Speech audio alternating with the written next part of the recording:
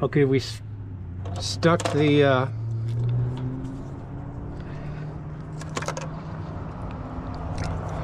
this pry bar, got in behind the clip and pushed it, and then pushed up and it popped up. We did that to all 3 clips. We didn't damage anything. And when you push it back in, it goes back in real easy. Boom. Just like shooting fish in a barrel. Now it's going to be much easier to install the Cowl lights. I'm going to put this right here. Boy, that is... This thing right here, man, it sure sounds dinky.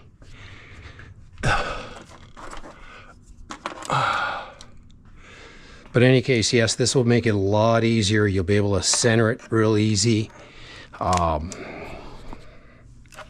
You know what I'm saying? You're going to be putting these lights dead center. We'll get a good solid measurement. And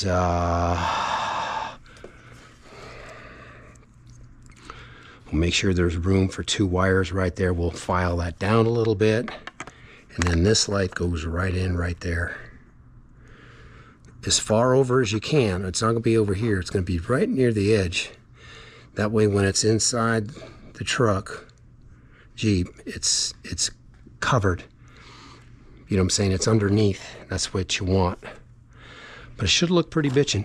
So I'm glad I took a little extra time to get it off. We got it off. Everybody's happy today. I'm gonna take a look at the time. I only got so much time to do this today, so that's nice, man. To cross this bridge today, to get this stuff done today is a very, very good thing, guys. It'll pop right back in.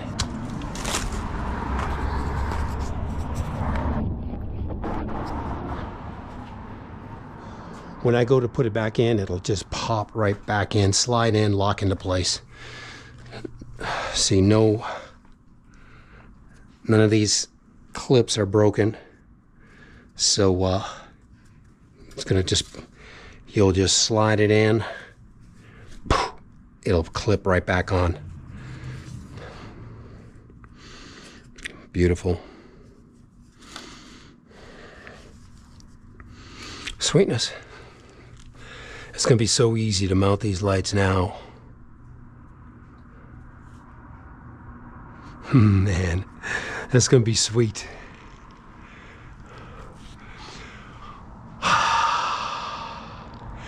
You know, they make several different kinds of these lights. I was thinking, do I have the right ones? And I think I do. I think these things are gonna work out just fine. But anyways, okay, we're done with that. We don't have to take off the other half of the Hydroglide yet. We'll think about it. I believe I'm gonna take it off and throw it away, just like the other piece. I mean, eventually there's going to be a Whipple supercharger on here, and then over here you have the big cone air filter. You know what I'm saying? So all this shit, you throw it away anyways. You'll have a big cone filter right here. There'll be, I'm sure they make one for this Jeep. It comes with the kit. You know what I'm saying? So you'll get good air intake with the Whipple. I'll take a look at the Whipple supercharger online and see what it looks like. That's down the line a ways, guys. We're not going to do that just yet. And I believe even that hydro system, I do see a Whipple on a Jeep online, and that hydro glide system is still intact. But trust me when I tell you, gentlemen, you need that hydro glide system like you need a third teat. So only if you're using the other 2 teats do you need a third teat. So that equates to whether or not you need that Hydroglide system. It's a bunch of bullshit. Like I said, man, I've had a snorkel on my other Jeep over there. Yeah, it's great. It looks good. You know, that Jeep, every time I take it out, it gets, you know, turns heads, still even to this day. But the snorkel has never been put into play ever. You know what I'm saying? So, you know what I'm saying? I don't see this Hydroglide system doing anything here except giving me a headache.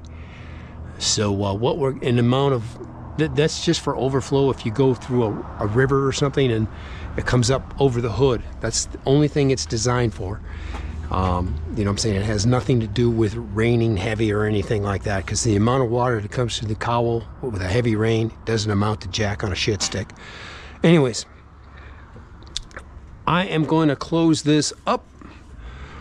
I'm really glad I did that. Like I said, to get a jump on this thing today was just super. You know, it's hard, to be honest with you, gentlemen. It's very hard to tear apart a brand new $140,000 Jeep. You know, to pull things off and pull. It's a very hard thing for me to do, but we did it. Oh, I guess the next thing I can do here, and we will do it, we'll expose this plug for this daytime running lamp. Parking, you got your parking light here, your daytime running lamp, and your signal light. So we're going to expose that, and what that entails is 1 bolt, 2 bolts, and then you've got a push pin, push pin, push pin, push pin, and then pull it down, put some type of spacer in there. So all you have to do is be able to see the plug going into this light, to get your hand in there. That's it. So that's what we'll do right now. I'm not going to take you with me on this, but I will show you the finished product. We're kicking ass, taking names today, and loving it. Love getting this shit done today, so that tomorrow you're going to just focus on installing the lights, and you're going to focus on you know, doing the soldering and the shrink tube and all that stuff. You know what I'm saying? So, and I've got a shrink gun coming in, I've got shrink tube coming in, I've got a solder gun, solder wire. You know, that's like a nice, easy thing to do. Hell yeah, I might jump on doing the six lights too. So that's a very viable option also, to do that in the same thing. The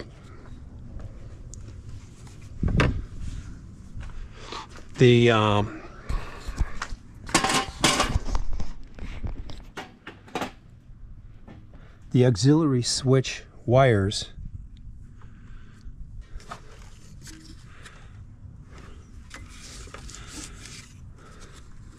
are right here somewhere.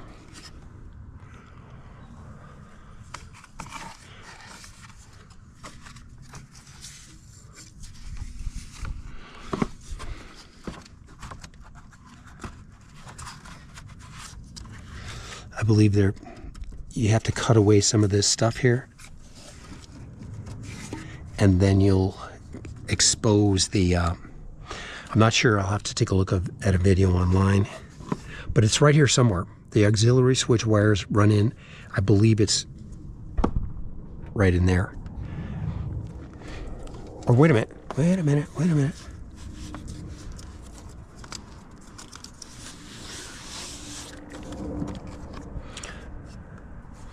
This is the wire for the refrigerator.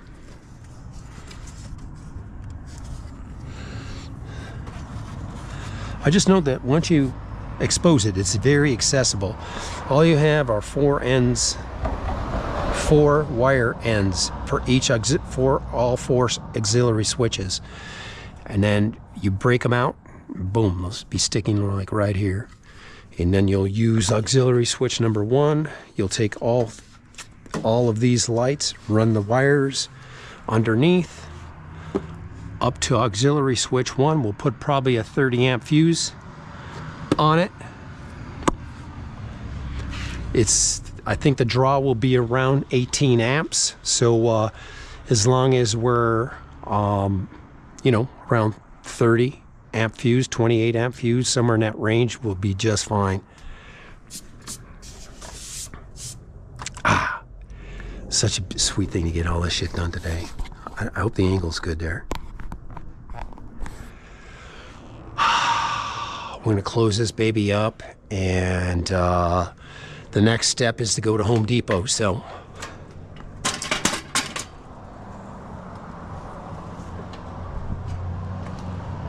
we won't be using the Jeep. The Jeep is tore down right now, so